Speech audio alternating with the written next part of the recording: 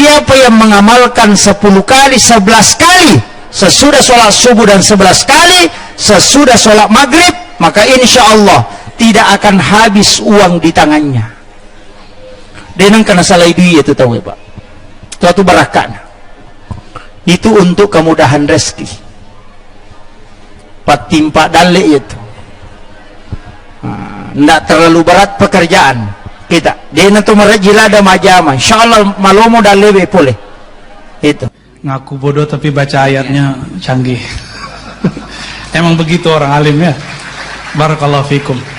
Afala yatadabbaruna al-Qur'an. Itu yang menarik. Wa qulubahum futuhal arifin. Rabbana iftah bainana wa baina qaumina bil haqqi wa anta khairul fatihin. Amin amin ya rabbal alamin. Hadratul muhtaramin wal muhtaramat ikhwanu fillah. Alhamdulillah rabbil alamin.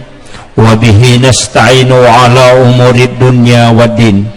Ashhadu an la ilaha illallah wahdahu la syarikalah wa ashhadu anna Muhammadan abduhu wa rasuluh. Allahumma salli ala sayyidina Muhammadin tibbil qulubi wa dawaiha wa afiyatil abdani wa shifaiha wa nuril absari wa diyaiha wa ala alihi wa sahbihi wa sallim. Yang saya hormati dan saya muliakan Al-Mukarram selaku Rais Syuriah PCNU Kabupaten Kolaka sekaligus selaku Sahibul Bait. Alhamdulillah, semoga Allah Subhanahu wa taala memberikan keberkahan kepada beliau, dipanjangkan umurnya dan diberikan kesehatan sehingga tetap istiqamah untuk menuangkan ilmu-ilmu dan perjuangannya dalam membina dan mendidik anak-anak kita di yayasan ini. Yang saya hormati dan saya muliakan Bapak Kapolsek serta seluruh pejabat dari kepolisian, para tokoh masyarakat, tokoh agama, para alim ulama, dan juga kepada seluruh pembina dan pengurus yayasan. Alhamdulillah, anak-anak kita yang hadir pada malam hari ini, inilah generasi-generasi pelanjut kita insyaallah. 20-30 tahun ke depan dia akan menggantikan posisi kita. Maka besar harapan kita menitip agama, bangsa dan negara di pundak mereka. Maka saya bersyukur pada malam hari ini kembali bisa bersilaturahmi dengan ibu-ibu majelis taklim yang sungguh sangat luar biasa. Pada malam hari ini kita bisa bertemu di satu acara, yakni peringatan Maulid Nabi besar Muhammad sallallahu alaihi wasallam. Sebenarnya acara ini, kalau kita mau membuka lembaran-lembaran sejarah, ternyata di dunia ini ada dua orang yang diperingati kelahirannya. Yang pertama adalah Rasulullah sallallahu alaihi wasallam, yang kedua adalah Nabiullah Isa alaihi salam. Dari 25 nabi dan rasul dipilih oleh ulama untuk diperingati hari kelahirannya, yang awalnya disaring menjadi ulul azmi. Tapi yang masuk di dalam ulul azmi ini tidak diperingati juga semua kelahirannya, karena diperiksa kega malampe umuruna, sedikit kesalahannya dan banyak kebaikannya. Ternyata cuma dua, Rasulullah dan Nabiullah Isa alaihi salam. Yang uniknya, semua orang atau manusia biasa, nareko angka atau pandrita atau wali, para habaib, para tokoh, ketika dia meninggal, maka yang diperingati adalah kematiannya. Makanya disebut haul. Nabi tidak diperingati kematiannya, tapi yang diperingati adalah kelahirannya. Itu beda. magai nabitta na kelahiran na peringati, bukan kematiannya. Itu pesan bahwa Rasulullah tidak pernah wafat untuk umatnya. Setiap kita bangun, bahkan setiap kita melaksanakan salat pada tahiyat akhir, apa yang kita baca? Assalamu alaika. Di dalam tahiyat itu, Assalamu alaika ayyuhan nabiyyu wa rahmatullahi wa barakatuh.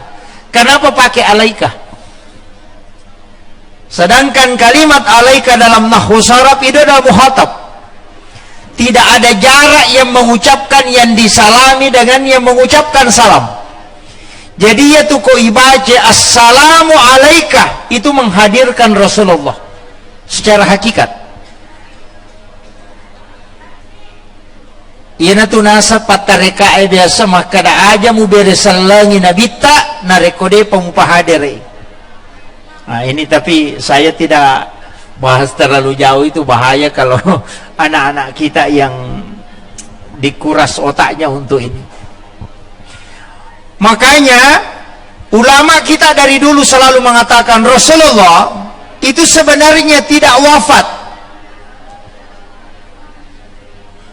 karena orang yang meninggal justru ruhnya itu bebas.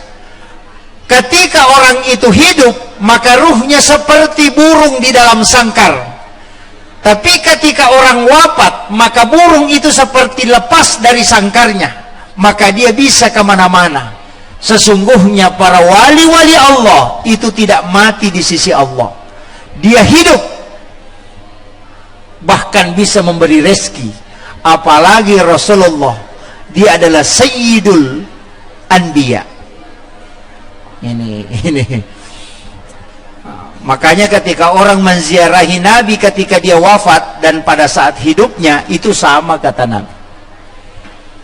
Siapa yang menziarahi saya ketika saya meninggal, maka ketika dia berziarah kepada aku sama ketika dia menziarahi saya di waktu saya masih hidup. Saya pernah dapat satu wasiat dari salah satu ulama kita di Sumatera, Kiai Sanusi Dahlan. Agak nasang. Nah, ya kalau ke Madinah, siarai nabita, apakah ibadah haji atau umrah, datangi kuburnya Rasulullah, baru kasih tahu, melapor. Saya misalnya dari Kolaka, jauh-jauh datang ke sini, menziarahi engkau ya Rasulullah, maka saya minta kepadamu ya Rasul, mintakan ampun saya di hadapan Allah. Itu tujuannya menziarahi Nabi. Karena Allah yang janji pun Allah Ta'ala, narekoiku Muhammad milau adampangi umatmu pastaghfar lahum, pasti wadampangi. Salah satu tujuan kita menziarahi makamnya Rasulullah adalah meminta Nabi langsung untuk memintakan ampun kita di hadapan Allah. Itulah syafaat. Cuma biasa kalau ke Makkah, kemudian ke Madinah, ziarah ke makam Rasulullah, cuma biasa mensalami saja. Assalamu alaika ya Nabi Allah, Assalamu alaika ya Rasulullah, Assalamu alaika ya Habib Allah. Cuma itu kemudian kita doakan. Mestinya melapor. Saya dikasih ilmu 4. Yang pertama, ketika sampai di Mekah, langsung melapor sama Allah, laksanakan sholat sunat hajat 2 rakaat, baru minta, ya Allah, semua ibadah yang pernah saya lakukan di kampung, maka semua terima dengan sempurna ya Allah. Makanya orang naik ke tanah suci itu naik melapor, store ibadahnya, karena di situ doa mustajabah. Yang kedua, minta semua kesalahan dan dosa yang pernah saya lakukan ya Allah, ampuni. Setelah itu nampakkan kepada saya dosa mana lagi yang belum sempat saya taubatkan, maka Allah akan perlihatkan di situ. Kemudian yang keempat itu tadi, datang melapor sama Rasulullah. Itu ilmu ketika datang ke Mekah dan Madinah. Ini saya kasih modal ini. Kemudian Rasulullah kita peringati kelahirannya. bukan kematiannya. Nah, sama magai kita yakin beliau selalu hidup untuk kita. Setiap kita sebelum tidur sampai pada saat kita bangun, mesti kita menghadirkan beliau. Makanya memperbanyak salawat kepada Nabi sebenarnya itu menghadirkan Rasulullah. Kita mesti memperbanyak salawat. Iaitukah salawat mega tau? Yang kita sering baca, Allahumma salli ala Sayyidina Muhammad wa ala ali Sayyidina Muhammad. Saya itu pernah ditegur oleh guru tak ketika membaca Allahumma salli ala Muhammad wa ala Muhammad, langsung dia bilang, tambah Sayyidina. Tadi kasih tahu, tambah Sayyidina nak. Aja mau kada bang Allahumma salli ala Muhammad. Magai, yaitu Muhammad mega, ya ko Sayyidina Muhammad pasti Nabi tak. Alasannya sederhana. Makanya ko makadabamu Allahumma salli ala Muhammad, itu Muhammad maika bali bolamu Muhammad to. Tapi ko Allahumma salli ala Sayyidina Muhammad pasti Nabi tak, tidak mungkin yang lain. Itu pesan beliau. Sehingga saya sampai hari ini selalu mengucapkan Allahumma salli ala Sayyidina Muhammad wa ala ali Sayyidina Muhammad. Tapi ada berbagai macam salawat. Mega rupanya salawat. Salawat yang paling sempurna yang dari itu salawat Ibrahimiyah, yang tahiyat akhir itu, yang pakai kama sallaita ala Ibrahim. Sebenarnya magina pakai kama sallaita. Nah sebab tunna natarima Nabi tasampajangikan itu ucapannya Nabi Ibrahim ketika dia turun di langit ketujuh. Aganasa Nabi Ibrahim, ya Muhammad, saya titip salam kepada umatmu. Siapa yang menjawab salamku, maka setengah pakasiwekku dari pahalanya saya serahkan kepada umatmu kelak. Itu hadiah dari Nabi Ibrahim. Kaya pasidakana Nabi Ibrahim yang kita makan setiap hari itu garam.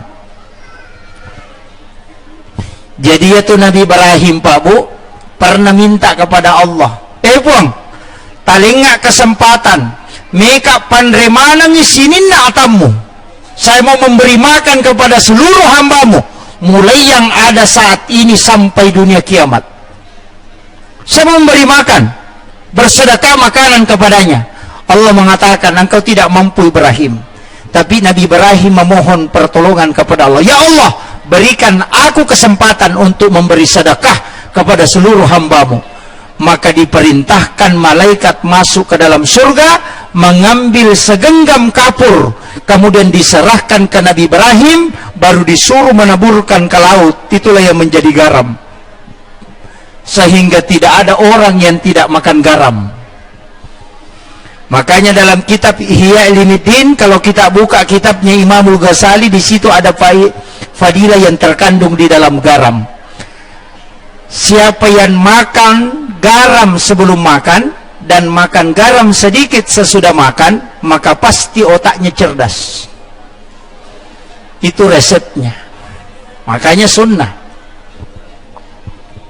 Ya. Jadi saya wasiatkan anak-anakku yang masih pendidikan di sini, masih mondok, biasakan sebelum makan makan garam. Jadi sudah cuci tangan, celupkan jari telunjuk ke garam halus, kemudian baca salawat dan bismillah, kemudian makan. Sudah makan nanti celupkan lagi tangan, kemudian makan sedikit. Gunanya untuk kecerdasan. Yang kedua, tidak ada orang keracunan makanan yang makan garam sebelum makan, karena itu yodium asli. Yang ketiga, ini yang pokok bagi laki-laki, tidak ada laki-laki yang lemah syahwat yang makan garam sebelum makan. Itu kuncinya. Yang terlambat mohon maaf, ini agak kecil ya. Ya. Jadi ya, alhamdulillah. Jadi itu kuncinya. Makanya garam itu obat Pak. Gurutta Kiai Jabdullah Pak Baja itu kali sidendring juga, karena dia orang sidrap. Itu Kiai Jabdullah Pak Baja itu setiap mau tidur pasti makan garam sedikit dan tidak pernah sakit. Itu rahasianya ulama kita dulu. Makanya Rasulullah sunnahkan kita makan garam. Cuma biasanya mengamalkan jamaah tablik. Kalau kita jarang. Kayaknya ibu-ibu kalau siapkan makanan, hidangkan makanan di rumah, siapkan garam halus. Yang paling bagus itu garam Mekah yang warna kuning-kuning itu. Itu yang paling bagus. Makanya kong ke keluarga tak lau umrah, jangan pesan air sam-sam saja, tapi pesan juga garam Mekah. Itu obat, Bu.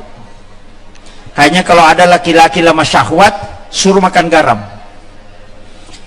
Kalau masih tidak bisa, suruh mandi junub sesuai mandi junub yang diajarkan Rasulullah kepada laki-laki. Tidak berwudu sempurna, hanya mengusap telinga sampai kepala sampai telinga, tapi dia tidak mencuci kaki. Namun pada saat mandi tidak boleh mengangkat kakinya dari lantai. Nanti selesai mandi baru dia mencuci kaki. Tidak ada laki-laki yang lemah syahwat yang mengamalkan itu, kata Sayyidina Ali karamallahu wajhah. Yang berwudu sempurna itu mandi junubnya wanita. Yang tidak sempurna itu untuk laki-laki. Makanya di situ dibedakan sebenarnya. Cuma biasanya ulama kita mengatakan sembarang kamu pakai yang mana. Tapi ternyata ada ulama yang menemukan, termasuk Sayyidina Ali, mengatakan kalau tidak mau lemah syahwat lakukan ini. Kalau masih tidak mampu lakukan itu, mandi di laut. Setiap subuh Jumat berendam di laut minimal 1,5 jam. Baharuddin Lopa almarhum sesibuk apapun pasti mandi di laut kalau subuh Jumat, karena air laut itu bisa menyembuhkan 40 penyakit. Nah, itu air garam. Sebenarnya sunnah-sunnah Nabi itu luar biasa, Pak Bu. Cuma kadang kita tidak memanfaatkan. Termasuk minum. Saya kemarin dapat di kitab hikmah. Minum itu dengan ala Rasulullah, buka kemudian minum bismillahirrahmanirrahim, minum teguk baru baca alhamdulillah, bismillah lagi baru teguk lagi, baru baca alhamdulillah, baru bismillah, baru teguk lagi, baru baca alhamdulillah. Insya Allah selama air itu masih ada di dalam perutmu, engkau tidak akan melakukan dosa besar. Itu hikmahnya, Pak. Cuma kadang kalau kita minum satu kali angkat habis. Nah, ini ya, apalagi kalau haus. Bahkan biasa Kak Runtuk tahu minum, Pak, itu tidak begini. Cuma dia tuang saja, mulutnya yang goyang-goyang. Saya bilang pintar juga minum ini. Ya. Kemudian magina Nabi tak iperingati maulidnya, Bapak Ibu sekalian. Padahal masabu pemimpi jadi lahir sebelum Nabi. Ribuan pemimpin lahir setelah Rasulullah. Tapi kenapa Nabi yang diperingati kelahirannya? Padahal ribuan pemimpin. Ternyata Rasulullah lahir di zaman di mana kehidupan masyarakat sangat hancur akhlaknya. Liwat jana ampena arae wattunna jaji nabita. Situasi pada waktu itu luar biasa. Taumi nato makada tahu, tapi sifatnya setan. Coba bayangkan Khalifah Umar berjudi di depan Ka'bah. Caranya berjudi bukan main kartu, tapi judinya itu menunggu perempuan hamil. Ya kongka makunrei lalu matampu, kemudian namotori. Na podangi rosibana makadai rumah kunrei matampu arone na tampu atau makunrei. Ya ko makadai sibana ya arone makadai Umar makunrei. Dena tajang ni 9 bulan. Na salau mutikang ni sase watana ni rita anakna. Itu yang dilakukan. Unrojana ampena. Tapi di saat itu lahir seorang bayi. Itu Rasulullah di tengah-tengah masyarakat yang akhlaknya tidak bagus, tapi dia tidak terpengaruh. Padahal masih di dalam kandungan, bapaknya sudah meninggal. 6 tahun setelah dia lahir, ibunya meninggal. 8 tahun kemudian neneknya meninggal. Ia ko ogi maka dia tahu majasi si nanya. Ya, kalau orang Bugis nasang anak macilaka ya. Kenapa? Dia pernah jaji na mati ambo na. Anak tahu na mati indo na. Letek lako nene na mati to pa nene na. Ya ini maka datang majah sisi nanya. Tapi Nabi sebenarnya berarti pendidikan Rasulullah dia tidak terlalu mengambil dari orang tuanya karena tidak mungkin, mustahil. Tapi kan oleh pamulanna. Dalam hadis adibu auladakum qabla an wiladatikum, pakai ada memangi anakmu dulu temu jajianna. Ini ilmu dalam, Pak. Ternyata bapaknya Rasulullah, Abdullah, itu adalah orang yang sangat jujur, orang Arab yang sangat jujur. Ibunya Rasulullah adalah perempuan yang sangat tinggi sifat malunya. Si runtuk makun rai matandre siri, si bawa arwane malempu, kemudian melahirkan anak, pasti baik. Tegere. Jadi ambok nama lempu, indok nama kanja ahlakna, jejia ngangana, itu to mematoko masalah. Tapi tak coba garik balik. Arwane kalasi. Si runtuk makun rai makurasiri, napa jaji anak-anak tuto ko makanjai. Ini. Di dalam peringatan Maulid ada satu simbol yang menjadi tradisi masyarakat Bugis, telur. Saya akan bahas ini. Maginan ketelo. Kenapa telur? Mana tanya bandike? Kenapa bukan semangka? Atau apel lah? Atau jeruk lah? Kenapa telur? Di mana-mana kita ambil telur. Saya mau tanya, kalau telur bebek dibawa ke ayam, ayam yang ngerami, ya kong katelo iti, lai bawa lo ko manue, na manue merangi, na tako mababo, mancaji iti, iya ro iti matu mababo, manue kana curi atau lo iti manue. Itu pesan ulama. Nareko angka anakmu indo ambo na masalah dia nama kanja sempajana, dia nama kanja pendidikan agamana, palette anakmu loko kiyaye na kiyaye merangi. Itulah maknanya masukkan anakmu ke pondok-pondok pesantren, biarkan dia mengambil adab dan akhlaknya kiai supaya nanti dia akan mengikuti kiainya. Iya tu ampai telo.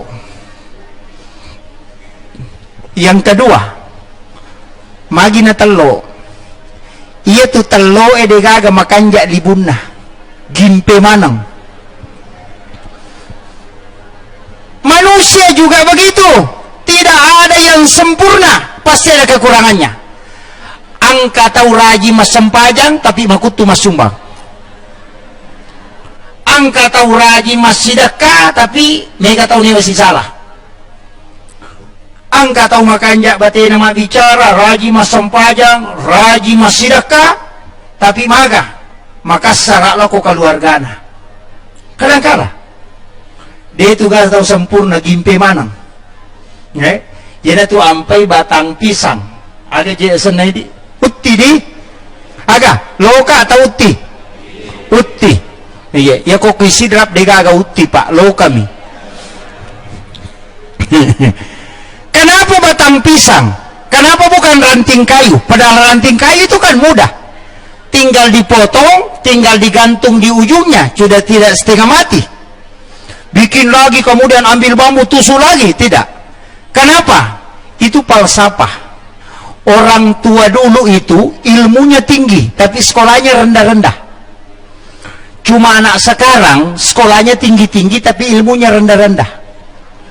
Maka dia gurutta nah sebagian ini maka dia gurutta iya tahu mato airiolo madodo sikolana tapi matandre pahanna iyo po nak mondre matandre sikolana tapi madodo pahanna aga bedana ko tahu matandre pahanna na madodo sikolana dia nama gampang mapasalah tapi dia akan melakukan dengan yakin. Tapi ya ko tahu matandre sikolana na madodo pahanna sininna na jamay tawe na parotes manang tapi dia kena pikaw alena. Itu yang banyak. Bangi teh nak kada asyadu nasang asyadu tapi dia nalo masam pajang. Ini yang banyak. Memprotes orang padahal dia tidak tahu hakikatnya. Makanya ulama dulu ketika ada yang jadi imam dan bacaannya tidak terlalu bagus, dia tidak pernah protes. Maka dami maku mematiru lillah nama kaddoh.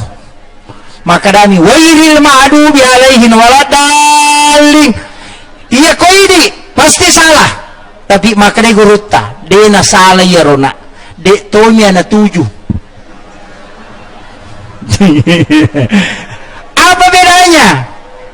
Kunisang itu jue najamai selain itu berarti salah. Tapi ya kumako mematomi ronisange berarti itu tidak salah. Cuma dek tomi ana 7. Dan itu dimaafkan karena dia tidak tahu, kecuali kita yang melakukannya jadi masalah. Makanya Kiai Halil Bangkalan pernah ditegur itu sebenarnya secara langsung ilmu hikmah. Bagaimana? Dia datang ceramah manasik haji di satu kampung, kemudian dia singgah sholat karena dia pagaga masigi okoro, dia naik sholat di salah satu rumah warga dan pemilik rumah itu disuruh jadi imam. Setelah selesai jadi imam, dia doa. Baru doanya itu baca salawat. Allahumma sholli ala Sayyidina Muhammadun wa ala ali Sayyidina Muhammadun. Ini benar atau salah? Allahumma sholli ala Muhammadun. Mestinya Muhammadun, tapi dia baca Muhammadun. Langsung ke Halil tegur. Mohon maaf Pak, salawatnya itu tidak benar. Tidak pakai Muhammadun, tapi pakai Muhammadin. Allahumma sholli ala Muhammadin. Dia bilang, waduh, man rasa nak tu nak. Nah semagai nasang 30 ni arwah tahun tu dia membaca Allahumma sholli ala Sayyidina Muhammadun. Iya jemaah kan ini nak. Maka dia gurut tadi kagunaan itu. Itu belum jadi wali. Tidak ada manfaatnya itu. Harus diganti yang benar. Kemudian dia tinggal baca itu Allahumma sholli. Terulang-ulang. Dasar nasabah. Maka doni lillana. Merajin apa 7. Guru tak sudah tinggalkan rumahnya. Naik perahu sampan kecil. Untuk menuju kembali ke kampungnya. Orang tua ini selalu ulang-ulang. Dan tidak bisa benar. Dia minta kertas kepada istrinya. Kemudian minta pulpen. Baru dia sadar bahwa Pak Kiai sudah tinggalkan rumahnya. Langsung dia mengatakan, kemana Pak Kiai? Dia bilang, itu sudah berangkat. Dia orang tua ini jalan kaki di atas air. Malalanguk yesena wa edena labu. Macuri guru telelung yoko sampangi. Nagore Pak Kiai singa kido Pak Kiai. Lepagi Pak Kiai. Loki me Pak Kiai. Kemudian guru ta singgah na porangi palupi pale panjolo iya rona tomatoi wonru wi malalagu kese na we de na labu aga na porangi hena okira nga iya rona salawae cucoe na sabade paule patujui maka de guru te ke Halil melo moka mokira ko tapi maseleki Pak guru toka aga membaca na de mulabu porangi Pak guru ka apa yang malopi kai iku malala mo kese na we iku cara ndai bulabu Pak guru ka bacaan apa kalau ukirang maka dia tomatoy iya mina ubaca Allahumma sholli ala Muhammadun wa ala Muhammadun akatalun apa kalupa no maka dia guru tay aja na musola ini rewa no jangan tuh pakai ini artinya apa kesalahan lapas ketika hamba tidak mengetahui itu diampuni oleh Allah. Dari situ kaidah tidak ada dosa bagi yang tidak tahu. Ini penting. Jadi kadang-kala kita itu bagus sekali bacaannya dalam salat Allahu Akbar. Sekalinya lewat penjual bakso ting ting ting ting. Nah semasir. Ini kan jadi masalah. Ini. Hanya sholawat ini penting Pak. Saya punya satu ijazah sholawat dari salah seorang habaib dan ini sebenarnya bersanad dari guru tak. Saya kasih tahu, baca 11 kali di waktu asar dan 11 kali di waktu subuh. Apa itu? Allahumma sholli ala Sayyidina Muhammad wa ala ali Sayyidina Muhammad karimil abai wal ummahat. Saya ulang. Allahumma sholli ala Sayyidina Muhammad wa ala ali Sayyidina Muhammad karimil abai wal ummahat. Sudah hafal, Bu? Hah? Kalau belum hafal saya ulang lagi. Allahumma sholli ala Sayyidina Muhammad wa ala ali Sayyidina Muhammad. Hafal sampai di situ? Hafal, tinggal ditambah karimil abai wal ummahat. Siapa yang mengamalkan 10 kali, 11 kali sesudah sholat subuh dan 11 kali sesudah sholat maghrib, maka insya Allah tidak akan habis uang di tangannya. Denang karena salah duit itu, tahu ya Pak, suatu barakah itu untuk kemudahan rezeki patimpa dalik itu.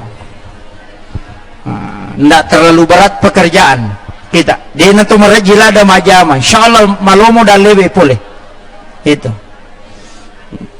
Apa lah nih? Hah? Depa, kata rekam gitu, tidak apa-apa. Nanti kita lihat rekamannya. Cuma kadang itu kalau rekaman biasa lepas-lepas. Hanya kau hadir rekimako kada ini ngerabannya ro karimil abai wal ummahat. Nah, itu. Jadi, tapi kalau untuk imam dan pegawai syara bukan itu yang dipakai. Katu doa na pakai pui masih bapu kate. Orang yang hanya mengurus masjid atau pembina pondok yang bukan PNS, amalkan itu. Iya.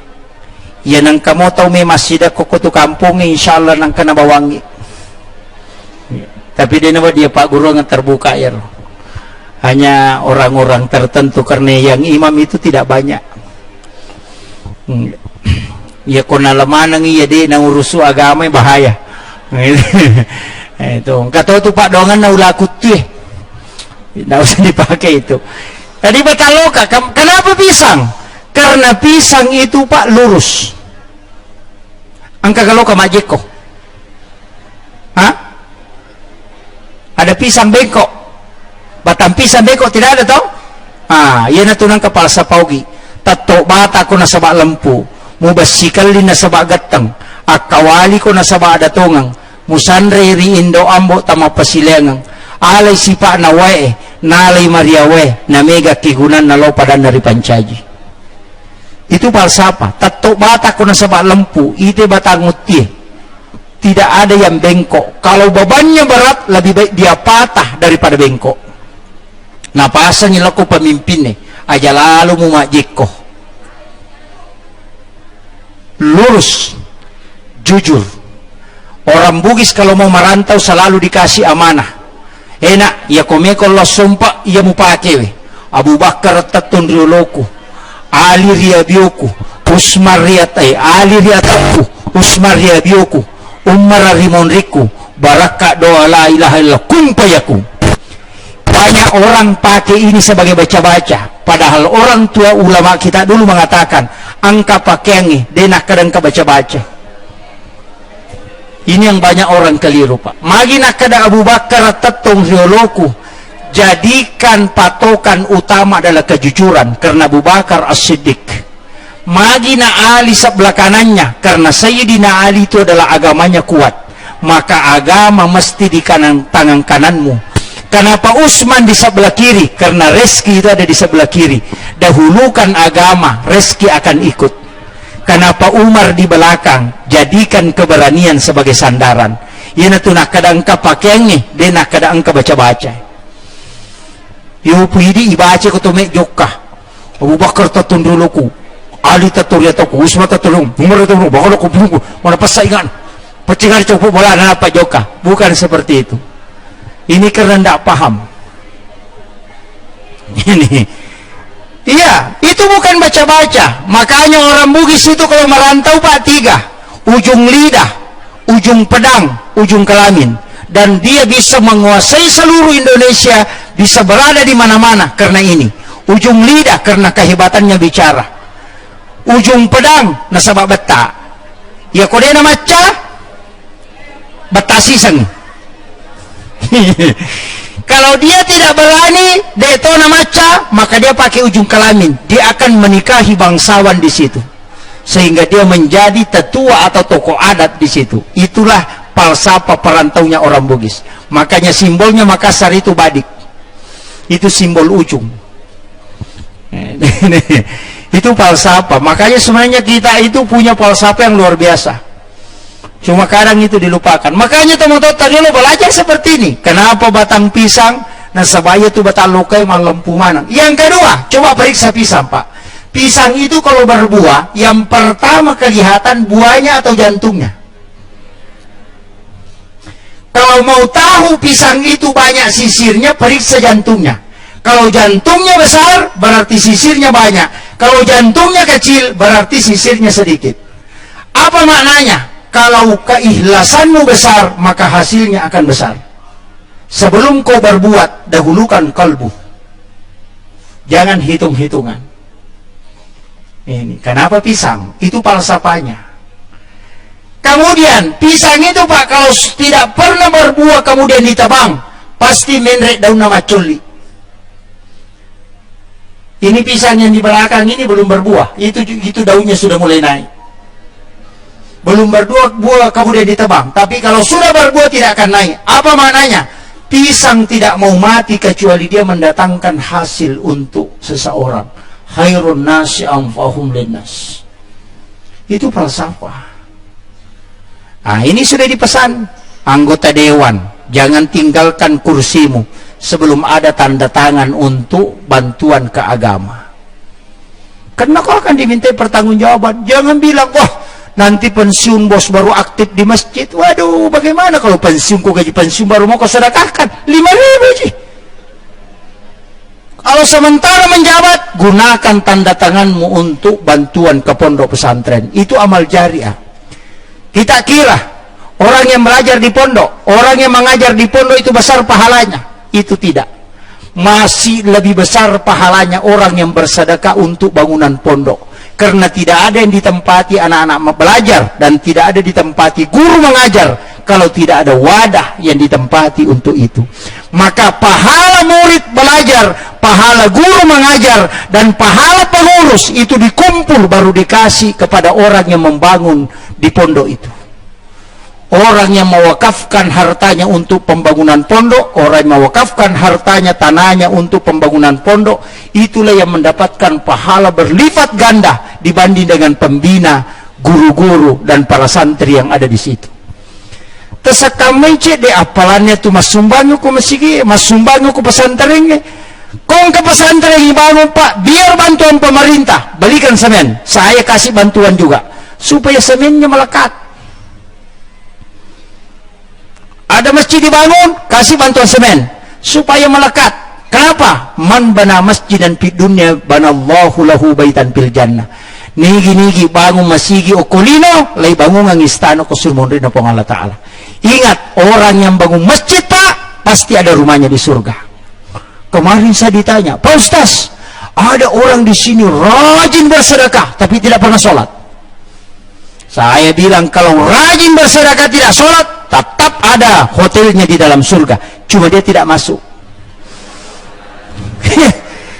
Iya, karena Nabi cuma mengatakan dibangunkan istana di dalam surga, bukan masuk ke dalam surga. Kalau kau tidak punya kuncinya, mohon maaf, tidak bisa masuk. Itu rumahmu sana tapi tidak bisa masuk. Itu. Makanya saya mengatakan yang paling bagus juga selain membangun masjid, memelihara anak yatim. Apalagi sekolahkan. Di sini ada anak kita menghafal, Bu, yang tidak ada keturunannya, saya wasiatkan, kalau tidak ada anak-anaknya, belum punya keturunan, cari anak kurang mampu yang menghafal di pondok ini. Kemudian kita yang danai dia. Kalau di hari kemudian dia akan tunjuk kita untuk masuk ke dalam surga. Bahwa ketika saya menghafal dulu di pesantren, dia yang mendanai saya, ya Rasulullah. Masukkan sebagai hadiah untuknya. Itu yang kadang orang tidak hitung, Pak. Tapi megato tu tahu mana maseke. Dia tu kagak kowe. Nggak ada di sini. Dia tu anak nah maseke tu nih. Awe, cari orang miskin kau danai. 40 orang yang bisa dia beri syafaat. Masa dia tidak tunjukin? Itu dulu yang bayar waktunya sekolah, Kak. Bisa. Karena anak kita tidak mau menghafal. Karena takut makan lombok. Di pesantren itu, Pak, bukan tumbuk lombok, tapi tumbuk batang lombok. Iya. Makanya pesantren itu jangan terlalu mewah. Saya pernah itu berdebat dengan guru tak. Langsung saya ditegur. Tuh kayak Mak Sanusi Dahlan dengan guru tak di Jombang. Dia bilang, nak, pesantren itu tidak boleh terlalu mewah. Kenapa? Didik anak-anakmu menghadapi kemiskinan. Latih dia hidup miskin. Tapi jangan miskinkan dia. Tapi latih dia hidup miskin. Ketika dia menghadapi situasi sulit, maka dia tidak akan gentar. Karena dia sudah menghadapi keadaan yang lebih berat. Tapi ketika dia sukses nanti, dia juga tidak akan sombong. Karena dia ingat di masa-masa dia mulai merangkak. Kalau kau didik dia menjadi orang besar langsung, ketika dia menghadapi situasi, dia akan bunuh diri. Situasi sulit. Ajarkan anakmu cara hidup miskin. Makanya pondok itu tidak boleh terlalu pintar, terlalu di dalamnya kamar anak ada AC. Kemudian dikasih lemari yang bagus, dikasih lagi spring bed. Wah, paling. Nanti keluar jadi pondok cuma jadi ayam potong. Iya. Ini kan banyak. Jadi latih dia. Karena di pondok itu sebenarnya dilatih mentalnya, semua kehidupannya itu adalah pendidikan. Makanya kalau ada yang pulang ke rumah tidak belajar Kak di pondok, itu keliru. Di pesantren itu tidak belajar di kelas formal, dalam lingkup sosial itu belajar gaya hidup. Maka ada sebenarnya yang di pondok itu pendidikan kehidupan. Itu yang jarang orang pelajari. Ini harus dianukan. Makanya adik-adikku, anak-anakku yang tinggal di pondok belajar, bersyukur kalian. Jangan pernah lari. Tapi ujian di pondok itu 8 bulan pertama. Anak pas masuk, yang pertama kena itu pasti demam. Pasti demam. Setelah itu muntah-muntah. Setelah itu gatal-gatal. Iya, itu ujian langsung. 8 bulan dia lari, dia tidak bakalan kembali. Tapi biarkan dia bertahan sampai 1 tahun 3 bulan. 1 tahun 3 bulan dia akan rela berjuang itu sampai habis. Kalau ada anak lari di bawah 8 bulan, jangan tunggu dia kembali. Itu kuncinya. Makanya pendidikan itu luar biasa, Pak. Saya ingin merincikan sedikit supaya kita paham betul. Kenapa 7 bulan usia kandungan orang syukuran? 7 bulan usia kandungan disebut dengan syukuran 7 bulanan. Lahir anak kita, berapa hari baru dia kikah? 7 hari. Kenapa 7? Coba. Kenapa 7 hari, Pak? Kalau tidak sempat, tambah 7 hari. Berarti 14 hari. Itu 7 hari lagi. Kalau masih belum sempat, tambah lagi 7 hari. Berarti 21 hari. Sunnah akikah itu 3 hari. 7 hari kelahiran, 14 hari kelahiran, 21 hari kelahiran. Kalau tidak sempat di situ, cari waktu di mana kau sempat. Kemudian lanjut 7 tahun anak, 7 tahun usianya, suruh dia sholat. Kenapa 7 lagi? Kenapa bukan 5? Coba. Ini hitung-hitungan 7. Nanti kita akan ketemu bilangan ini. Langit itu 7 lapis, tanah itu 7 susun, tawaf itu 7 putaran, sa'i itu 7 putaran, sujud itu 7 anggota tubuh, 2 tapak tangan, 1 kepala, 2 lutut, 2 kaki. Sholat itu 17 rakaat, di dalamnya ada angka 7. Ini kalau kita mau kaji, tapi saya tidak lari ke situ ya, nanti terungkap. Ada nanti rahasia di situ yang bahaya kalau terungkap. Ternyata angka 7 itu luar biasa. Makanya angka-angka 7 ini coba pelajari baik-baik. 7 hari kelahiran akikah, 7 tahun umurnya anakmu, suruh dia sholat. Kemudian kalau 10 tahun tidak sholat, maka pukul dia. Kenapa? anak yang tidak sholat sampai 14 tahun pasti dia susah sekali sholat sampai 32 tahun. Kunci mengajar anak sholat itu cuma sampai 14. Kalau lewat 14 dia sudah rajin, sudah istiqomah di sini, tidak akan berubah. Tidak usah perhatikan sholatnya, karena dia akan sholat sendiri. Tapi kapan di sini bolong-bolong di bawah sampai 14, ingat, anakmu kau akan selalu perintah sholat setiap tahun. Kau harus ingatkan terus. Maka pendidikan anak 14 tahun ke bawah, hukum itu maka resolada. Ini, coba hitung. 7 tahun umurnya masuk SD, 7 tahun kemudian masuk SMP, 7 tahun kemudian masuk perguruan tinggi. Hitung itu. Makanya 7 tahun, 14 tahun itu sudah dewasa, berubah kehidupannya. 21 tahun kalau laki-laki suruh menikah, 21 suruh menikah. Kalau dia tidak menikah sampai 28, maka 28 ke atas dia malas menikah. Pasti itu. Dia mau membujang itu sampai 42 tahun. Karena lewat masa puber.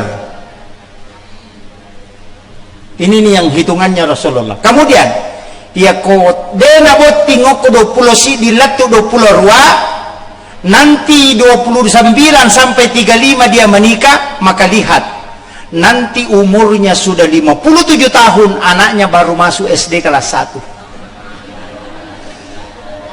Terlambat. Coba hitung itu, Pak. Rasulullah itu sudah mempetakan, maka pendidikan Rasulullah, pendidikan agama itu pendidikan 7 tahun. Kelipatan 7. Nah, disinilah diungkap ilmu hikmah. Sayyid Abdul Hamid Al-Qudsi, itu ada kitabnya, Kansun Najah wa Suruk. Agak nasam. Ya kau angkat tahu, 28 tahun, lihat ekonominya. Kalau dia sukses sampai 42 tahun, berarti orang ini akan kaya ke atas. Tapi kalau ekonominya standar, di bawah 42 ke bawah, di atas 42, makotoman itu kehidupan letuk mati, tidak akan mengalami peningkatan yang drastis. Jadi itu sudah slow. Jadi ya komeki mite itu berhasil ya wana 42. Ya na yasena na 42 aja na tak ada berhasil. Kenapa? Karena dia akan jalan normal. Jadi itulah orang yang ditakdirkan kaya, lihat di bawah umur 42. Yang ditakdirkan miskin, lihat di bawah umur 42. Yang ditakdirkan biasa-biasa, di situ juga dilihat. Maka di situ kuncinya. Coba taparesa ningaroke kolaka. Itu sudah terhitung oleh ulama-ulama kita. Hukum itu. Makanya kau nggak tahu nadati 40 seratang umuruna 53 tahun, suruh kurangi mengajar dunia, lebih banyak fokus mengejar agama. Suruh melatih batinnya supaya lebih kuat. Kemudian tambah 7 lagi, suruh kembali ke kampungnya kalau orang merantau. Aja nanonro ke kampung atau sambung silaturahmi dengan keluargamu. Sambung silaturahmi. Kalau dia tambah 7 tahun lagi, berarti umurnya panjang. Kalau dia tambah 7 tahun, berarti dia masih bisa tambah 7 tahun ke depan umurnya. Kalau di umur 7 tahun itu kemudian ada penyakit keras dia menimpa dia, kemudian visinya langsung drop, berarti kemungkinan besar dia tidak dapat 7 tahun berikutnya. Itu hitungan-hitungan ulama. Makanya taparesa ya letak geraya. Makanya Junaid Al-Baghdadi makadah nareko angka tau 40 nitong umuruna na migamupi majae na jaman na madicing bimui ko mate ne kutuon.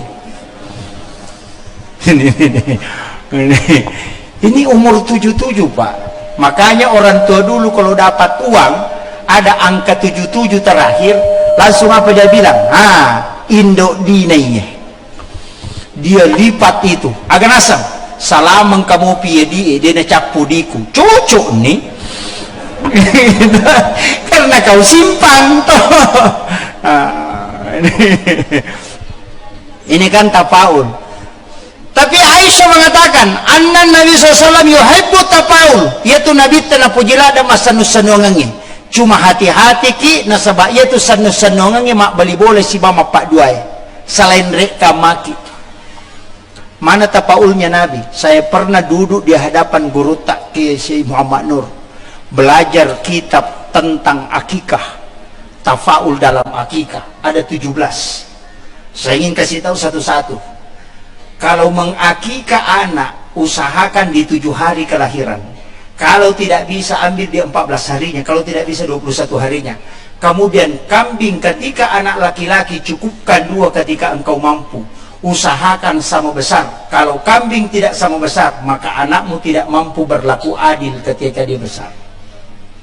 Pasti makal asyid. Ya kumak bagi majekoh, manca anggota dewan macam kucekoh. Iya, tidak bisa berlaku adil. Kalau perempuan, periksa kaki depannya kambingnya. Kaki depan kambing itu dari 10 kambing paling tinggi 4 kambing yang sama besar kaki depannya. Periksa sin raja ejeriolona, ya kumaraja cidi madani cidi, jangan pakai akikah untuk perempuan. Karena pasti macece matu kumaraja. Coba. Kemudian akikah anakmu dengan kambing, jangan remuk tulangnya yang melingkar bundar, dan jangan patahkan tulangnya yang memanjang. Aja tapulu ibu kunna, aja tota repak ibu kunna malibue. Yang paling abdal, ambil isinya, kulitnya dipakai membungkus tulangnya, kemudian kita tanam supaya magai dena polo bukunna anak tanah sulori pamasena kong Allah Ta'ala. Itu jaminan. Itu tafaul. Masak masakan akikah dengan bumbu yang manis, jangan pedis, supaya orang akan cinta kepada anak. Yo pwede itaro mapasse on rotoni to di kapillu bido cilin ako masigi. Itatak bukun na bembe, tapi deto ni Andre hanya dipotong-potong. 160 potongan kambing sama persis dengan potongan tulang manusia, itu tidak lebih tidak kurang.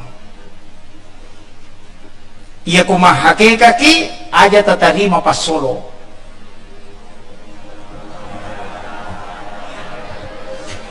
Ya ko angka tau mahake kana tarima pas solo, salasay anak na sila da sa parang jamang. Namumilo wajah imarag ito majama. Tapi yan ang kanana hakikay na dito tarima pas solo, de pa na salasay ng kajama-jama tajam. Itu hikmahnya Pak. Makumoro batita mahake ka? Ha? De. Makanya bikin lagi. Akibo si kibo. Dede na melo. Gampang. Tapak bayi ni bapak na.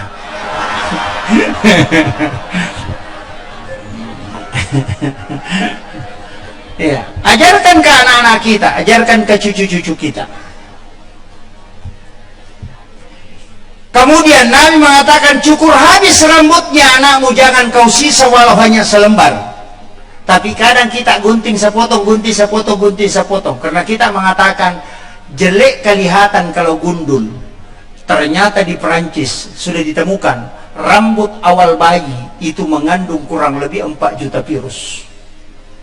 Sehingga rambut bayi itu tidak pernah kering, selalu berminyak.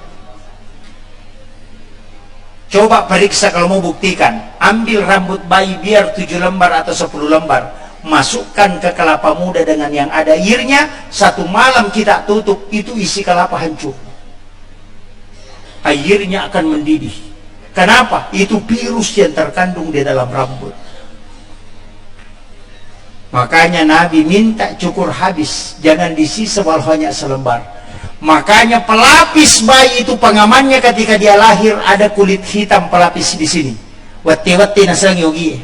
Tapi ketika 7 hari dia akan terkupas dengan sendirinya, karena itu sudah isyarat, sudah bisa kau lepas rambutnya. Itu pendidikan yang luar biasa dan settingan Allah itu luar biasa. 7 tahun menjelang 7 tahun umurnya anak pasti maka licua nata tukang uluna napa naka urina mendre kan begitu maka dia ini milawiadi padahal itu simron yang ada di kepala dari jendela jauhari, himigdala dan hipokampus karena darah harus masuk ke kulit otak maka dia harus sujud supaya darah masuk maka disitulah anak yang sejak kecil dilatih sholat akan cerdas karena darah akan masuk ke otak dan itu yang membuat orang cerdas itu sudah disetting khusus. Coba ini yang kadang orang Pak tidak pelajari cuma neneknya bilang oh mau lagi dikasih adik itu kepalanya turun nih ini padahal tidak paham. Nah, ini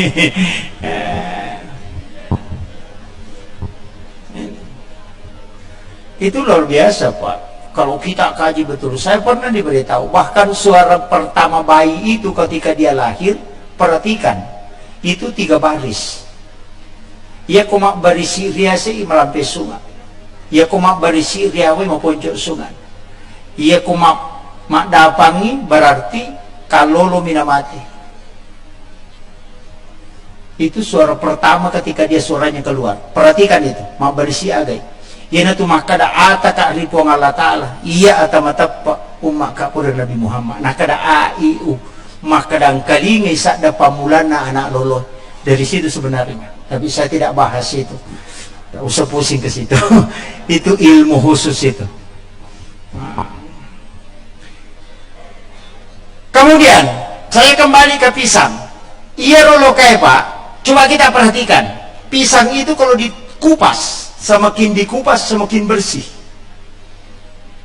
sama di dalam di luarnya sama agama anak pangkau kamu bicaramu atikakmu minasamu papada-padai aja naliamu pogau ini pisang itu simbol makanya pakai pisang kamu itu bisa melempu tapi lampu emang kekuatan lu kalau lampu kandau kalau lampu beci atau lampu bali basa ya kalau lampu kandau mal lampu napaleko malampu ikat taloko pidi napala lampu pak bagi gitu tawamu tawaku tawana pak bagi dua nala mereka minta mati nang kedua na bicang itu pak lampu kandau ya tu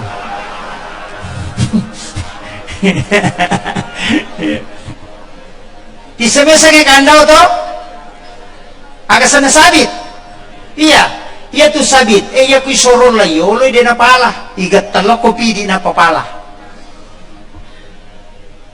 coba yang kedua lampu beci iya tu beci aku makompengi dia nama lampu tapi aku ya sigat tangi malampu angka tahu mako tu Pak ya nade di demo dia nama lampu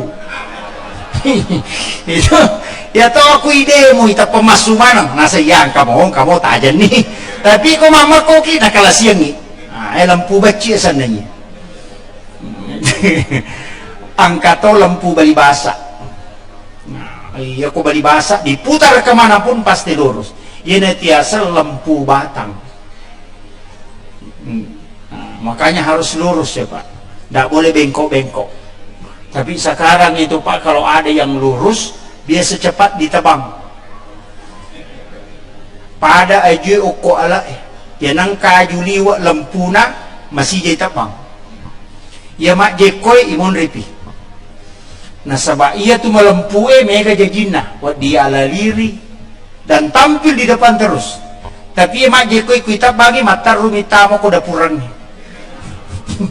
makanya kalau ada yang lama menjabat tidak diganti-ganti nah dia nama lampu mata rutut tamo onra ngepie itu ingat ada neraka di depannya menunggu makanya hati-hati Pak jangan coba-coba memakan makanan haram anak-anakku yang sementara menuntut ilmu di sini jangan makan makanan haram saya pernah belajar tasawuf 1 tahun 8 bulan di Aceh sama guru tasawuf Muhammad Nur dia wasiatkan nah leng itu halala lengi mak barakah ya ko halala may gamo mak barakah dia nasiaga napalin naka ko tawe andre ya ko de na persilah ka ko jamu andre ya ko napalin na halala ya ko na persilah ka ko mak barakah ina kalau ini yang mau dipakai Pak kalau ke pesta pernikahan orang tuangkan kopi baru dia pergi tidak ngomong-ngomong kita akan haus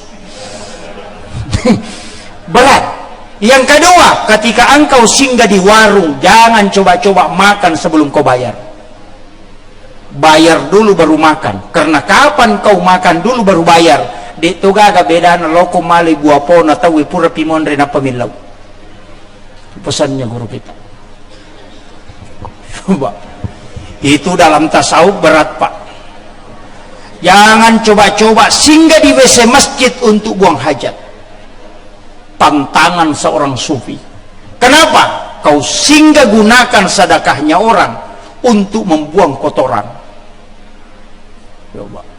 Kalau dalam fikih cuma makruh. Syafi'i mengatakan kalau mau selamat singgah di WC masjid buang hajat, berwudu dulu baru tinggalkan supaya kau melakukan sunnah tanpa melakukan makruh. Coba Syafi'i, itu dalam fikih. Tapi kalau tasawuf jangan coba-coba. Kayaknya ulama sufi itu kalau duduk dia bersikir dengan napas. Keluar dia baca Allah, dia tarik baca Muhammad. Makanya napasnya itu selalu ikut Allah, Muhammad, Allah. Sebenarnya itu berjalannya itu la ilaha illallah Muhammadur Rasulullah. Tapi dia pakai Allah, Muhammad. Ketika dia berjalan, kaki kanannya mengatakan Allah ketika dia angkat, kaki kirinya dia ucapkan Muhammad ketika dia berjalan. Itu ulama yang menjaga zikirnya. Saya punya guru Pak Mursyid di Aceh itu, saya tidak bisa ikuti. Sandalnya saja dari rumahnya dia simpan di depan pintu pagar masjid. Tidak pernah masuk ke pekarangan masjid sandalnya. Karena ada sandal khusus di dalam pekarangan masjid dia pakai. Saya pernah tanya, Pak Kiai, kenapa itu sandalnya sama-sama Ji? Dari rumah tadi disimpan di luar, sini pakai di dalam, keluar nanti itu lagi. Dia bilang, nak, tanah masjid ini adalah timbunan, sumbangannya orang. Saya takut kalau melekat di alas sandalku saya bawa ke rumahku, saya tidak berani pertanggungjawabkan di hadapan Allah. Coba kehati-hatiannya Pak. Ya ini pengetat nama sige bawa rewa kan yang banyak. Makanya ulama sufi itu ada pada kehati-hatian. Ini penting saya sampaikan anakku, karena sekarang banyak kajian-kajian YouTuber bukan ahli agama bicara agama, insinyur bicara khilafah, tukang batu bicara pemerintah. Tidak pernah sekolah. Kenapa? Karena semua orang bebas bicara. Maka sekarang harus kita tabayyun, hati-hati.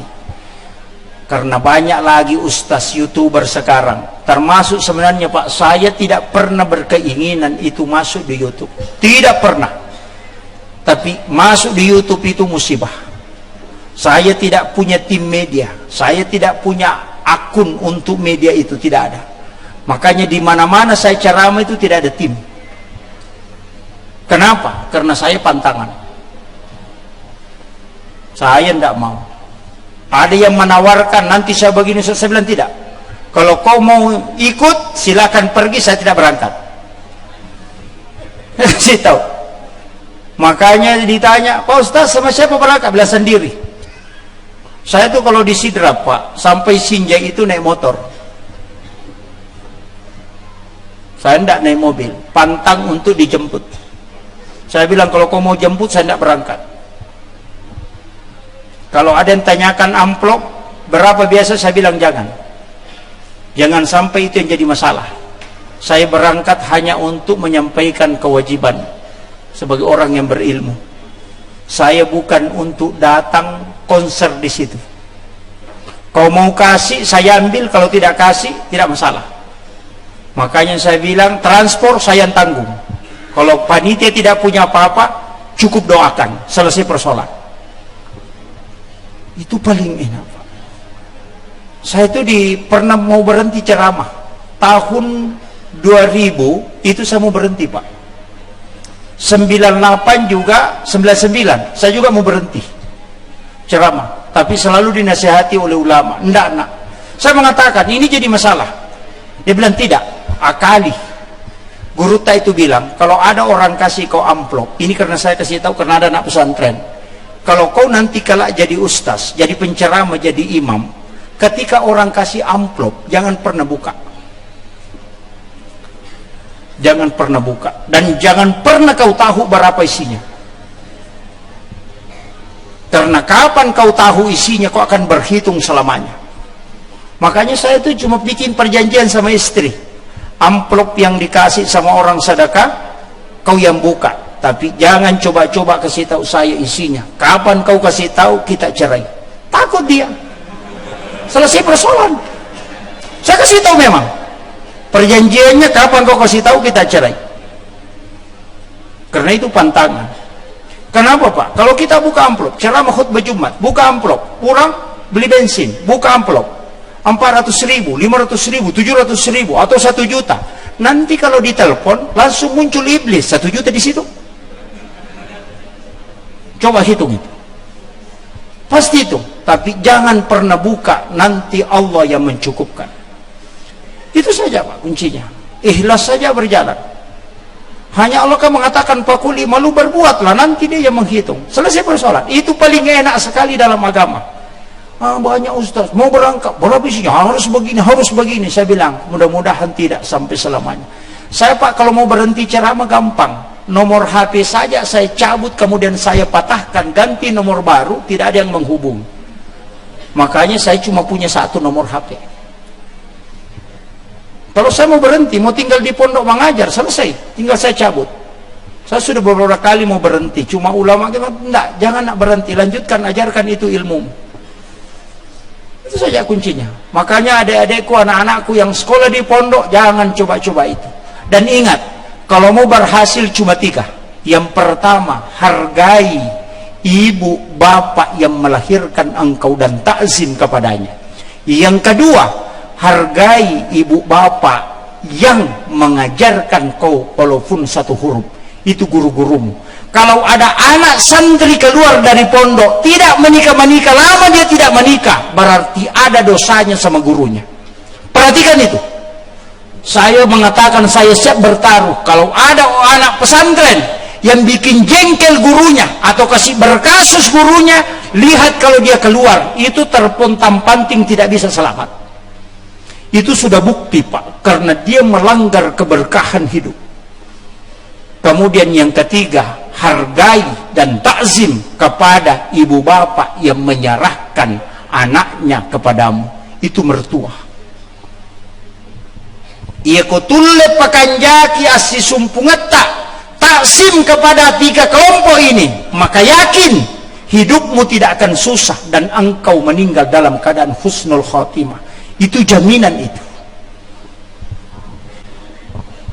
Guru SD singgah, salami, cium tangannya, suju wikar namanya. Mesti lakukan itu. Saya itu tidak pintar Pak Bu. Seandainya berkesempatan lihat rapor saya Pak di pondok, itu orang ketawa. Tidak ada dapat 7. Saya itu tidak bisa ngaji sampai kelas 3 sanawiyah. Cuma doanya ulama itu sehingga saya bisa berdiri begini. Doanya orang tua, saya itu tidak pernah keluar kampung kalau tidak datangi ibu. Minta restunya, kalau dia mengatakan jangan keluar nak, saya tidak keluar. Kenapa? Karena saya mengatakan cuma ini yang menyambungkan saya dengan Allah Subhanahu wa Ta'ala. Saya pernah Pak naik mobil trek dari Makassar ke Sidrap. Itu pembawa kolu dari Enrekan. Saya tinggal di Kalasarinya di atas. Itu sudah semester 4. Mahasiswa hanya pulang mencuci air kaki, telapak kaki ibu, kemudian saya ambil, kemudian saya minum, hanya takut kalau ada dosa. Iya, saya tidak pintar Pak, terus terang. Jalan kaki itu lebih 10 km pulang ke kampung karena tengah malam, tiba jam 3 subuh, jalan kaki pas sampai subuh, tiba di rumah. Hanya mengambil air cucian telapak kaki ibu, kemudian saya minta doanya. Dia mau kasih belanjangan, saya hanya minta restu tak. Saya mau ujian besok, pulang ke Makassar naik mobil trek lagi, turun di Pak Bain-Bain. Itu di Makassar.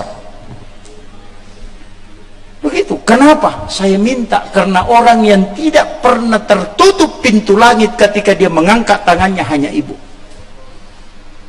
Guru-guru yang mengajar kita walaupun 1 huruf, kalau dia ridho maka ilmu itu akan barakah. Tapi walaupun banyak kau dapat, kalau gurumu tidak ridho, maka ingat ilmu itu akan menjadi musibah bagimu.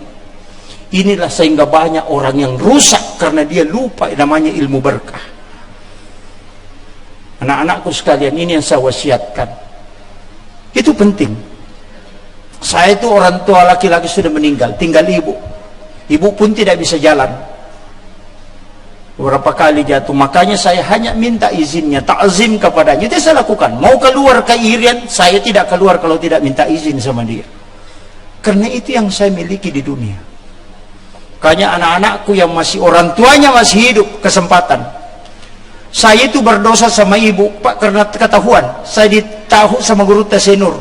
Disuruh menghafal, tidak bisa menghafal. Disuruh berzikir, tidak mau tembus. Sehingga dia mengatakan, kau berdosa sama ibumu. Kau belajar di pondok hanya karena mengelabui ibumu. Betul, Pak. Karena di rumah itu disuruh bolak-balik. Pergi jaga sapi, pergi ke sawah, pergi ini. Saya bilang, kalau saya masuk pondok, tinggalkan semua ini. Enak tinggal di sana. Main saja. Saya masuk ke pondok, paksa, saya harus ke pondok. Itu tujuan saya sekolah. Cuma mau bertinggalkan pekerjaan di rumah. Itu yang membuat ilmu tidak bisa masuk. Sehingga Syekh Muhammad Nur mengatakan, datangi ibumu, cuci kakinya, kau minum airnya, sujud di hadapannya, insya Allah otakmu akan dibuka oleh Allah. Karena di situ baru terpancar keberkahan. Sebenarnya ini yang hilang, Pak. Ini makanya ilmu itu sederhana. Ilmu berkah itu, Pak, ndak usah terlalu. Saya itu begitu. Biasa kalau disuruh menghafal agak berat. Iya, tapi memang otak dua, Pak. Ada otak basah, ada otak kering. Ini sudah 1 jam lebih. Otak basah itu untuk memahami, otak kering itu untuk menghafal. Rata-rata orang yang kuat menghafal itu lambat memahami. Rata-rata orang yang cepat memahami itu lambat menghafal. Karena Allah tidak menggabungkan dua pada hambanya. Makanya jangan menganiaya anak kita yang tidak mampu menghafal, karena pasti dia cepat memahami. Tapi kalau dia cepat paham, pasti lambat menghafal. Kuncinya. Makanya jarang itu ustaz hebat ceramah, hebat juga jadi imam. Rata-rata cuma satu yang fokus. Kalau dia imam bagus, berarti agak susah dia ceramah. Karena memang begitu, Pak. Otak dia anugerahkan begitu. Nah, makanya otak-otak kering ini yang kuat menghafal. Otak-otak basah ini yang kuat memahami. Makanya yang masuk politik itu rata-rata otak-otak basah. Ini otak-otak basah yang biasa masuk politik ini. Yang pintar neko-neko, pintar belok-belok. Nah itu, iya. Ada memang santri begitu, Pak, pintar belok-belok sampai biasa tidak lihat pintu masuk sekolah. Nah itu otak-otak bahasa itu. Nanti itu kalau selesai di pondok itu jadi camat, itu anggota dewan. Tapi yang alim-alim di pondok itu, Pak, makanya anak-anak yang di pondok nakal jangan khawatir, karena dia ada di sujud ulama. Ketika sujud pimpinannya pasti dia doakan, ini si anu nakal sekali, Allah sadarkan dia. Karena dia nakal, maka nanti ketika dia berhasil keluar, dia pasti berhasil karena dia sudah didoakan ulamanya. Tapi yang pintar-pintar itu biasa jarang berhasil karena dilupakan. Ini tuh nakal guru ya kok mau ke pesantren na angka baraka apa pasti pura ko ilaw daw ngako tau pandrita. Ya ko betako tata ilaw daw ngako. Ya ni ko maca ko madariti ya lupai. Makanya salah satu caranya itu biasa kalau nakal itu cepat didoakan kiai. Kalau sudah dibukul kiai, bacakan inna atayna inna ansalnahu dengan alam nasrah al-insyirah. Penutup saya wasiatkan kepada anak-anakku, 2 surah jangan tinggalkan. Yang pertama al-insyirah, alam nasrah. Baca 7 kali sesudah sholat asar, 7 kali sesudah sholat subuh. Maka sedikit tidurmu dan sedikit makanmu. Dan juga diberikan kecerdasan. Itu modal yang saya kasih. Yang kedua, perbanyak membaca inna a'tainakal kausar, surah al-kausar, supaya kalbumu selalu dibimbing dengan kelembutan. Ya kung ka anak-anak beta bacangin na a'taina oko arona. Iya kumakat doi podang ada, karena ada itu yang nakal. Memang ada juga yang tidak mau mendengarkan nasihat, maka bacakan al-insyirah di kepalanya. Itu 2 kuncinya. Lakai pacai-cairan, ya tuh tabacang. Bayine pacodokan, ya tuh tibacang. Ya niko paciliangi salai sisang. Nah ini, saya kira ini yang penting saya wasiatkan. kode gaga tu le malam pamula na latu capana. Ada satu wasiat, jangan pernah tinggalkan ini. Ini yang pokok sebenarnya. Dari inti semua maulid yang ada, satu hal yang ingin saya sampaikan. Jangan pernah tidur kecuali mengirimkan Fatihah kepada Rasulullah. Itu intinya. Orang yang kirim Fatihah ke Nabi itu sebelum tidur, itu ruhnya akan terkoneksi. Apalagi kalau kita mampu sholat witir sebelum tidur, maka tidak akan pernah mimpi dimasuki oleh syaitan. Pasti isyarat. Itulah caranya ulama tahu mimpinya kalau itu isyarat atau gangguan syaitan. Hanya tergantung dari witir atau tidak. Saya kira ini yang penting saya sampaikan. Akhirul kalam wallahul muwaffiq ila aqwamit thariq. Assalamualaikum warahmatullahi wabarakatuh.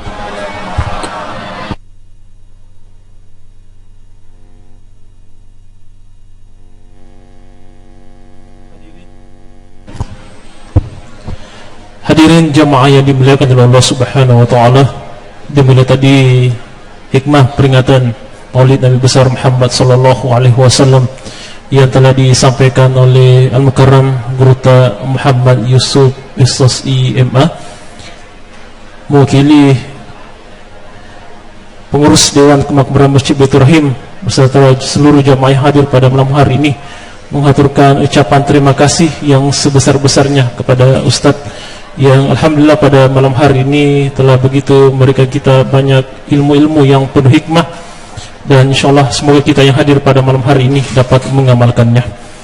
Bapak Ibu hadirin jamaah yang dimuliakan Allah Subhanahu wa taala, sebagai wujud rasa syukur kita kehadirat Allah Subhanahu wa taala, dengan harapan semoga acara maulid kita pada malam hari ini bermanfaat bagi kita semua, marilah kita berdoa bersama, yang insyaallah doa kita ini akan dipimpin langsung oleh Kepala Kantor Urusan Agama Kecamatan Latambaga, Al-Ustaz Dr. Andes Haji Muhammad Tamring Hadi MA. Kepada beliau waktu dan tempat disilahkan.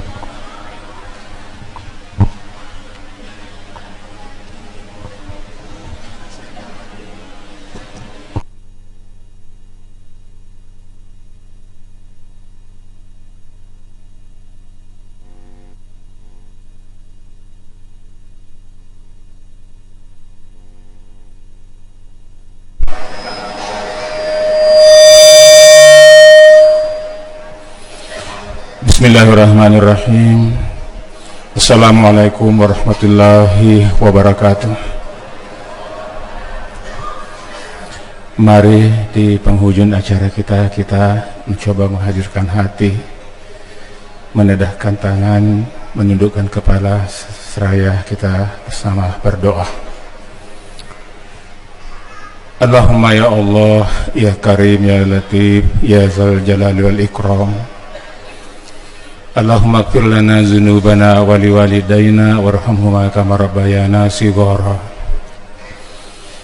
Allahumma rabbana kama yanbaghi li jalali wajhil karim wa azimi sultanik. Allahumma salli wa sallim wa barik ala sayyidina Muhammad wa ala alihi sayyidina Muhammad.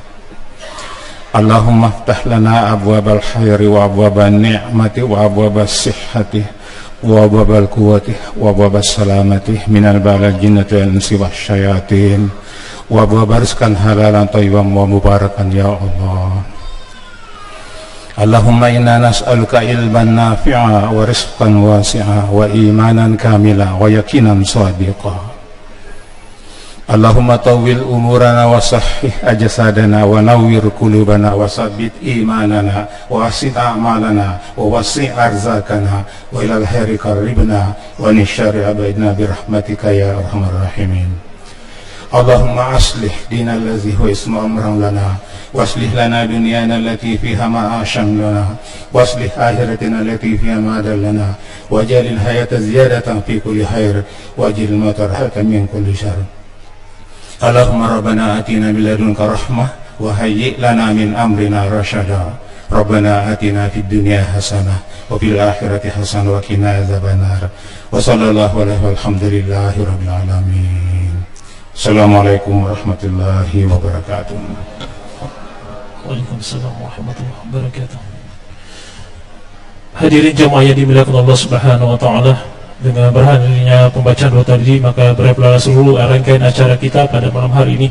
Dan sebelum kami menutup, kembali kami menyampaikan kepada jemaah sekalian yang kembali ingin mendengarkan ilmu-ilmu yang disampaikan beliau atau ingin mendengarkan ceramah dari Guru Al-Mukarram Muhammad Yusuf SOSI MA, insyaallah beliau akan memberikan ceramah subuh di Masjid Al-Fadilah Kompleks Pasar Raya Mekongga Kolaka. Oleh karena itu, mewakili pengurus Masjid Al-Fadilah Pasar Raya Kolaka mengundang juga kepada jemaah sekalian untuk menghadiri salat subuh berjamaah dan dilanjutkan dengan ceramah subuh yang insyaallah akan disampaikan oleh Muhammad Yusuf SI MA. Bapak Ibu hadirin jemaah yang dimuliakan Allah Subhanahu wa taala, dengan berakhirnya pembacaan doa tadi, maka berakhirlah seluruh rangkaian acara kita pada malam hari ini. Kami atas nama segenap pengurus Dewan Kemakmuran Masjid Baitur Rahim mengucapkan terima kasih yang sebesar-besarnya kepada Bapak Ibu jemaah sekalian, seluruh pihak yang telah alhamdulillah mensukseskan acara kita pada malam hari ini. Kemudian permohonan maaf yang setinggi-tingginya jika dalam pelaksanaan acara peringatan Maulid kita ini terdapat kekurangan, kami kiranya mohon dimaafkan. Akhirnya marilah kita menutup acara ini dengan bersama-sama membaca hamdalah. Sekian, kurang lebihnya mohon dimaafkan. Wabillahi taufiq wal hidayah. Wassalamualaikum warahmatullahi wabarakatuh.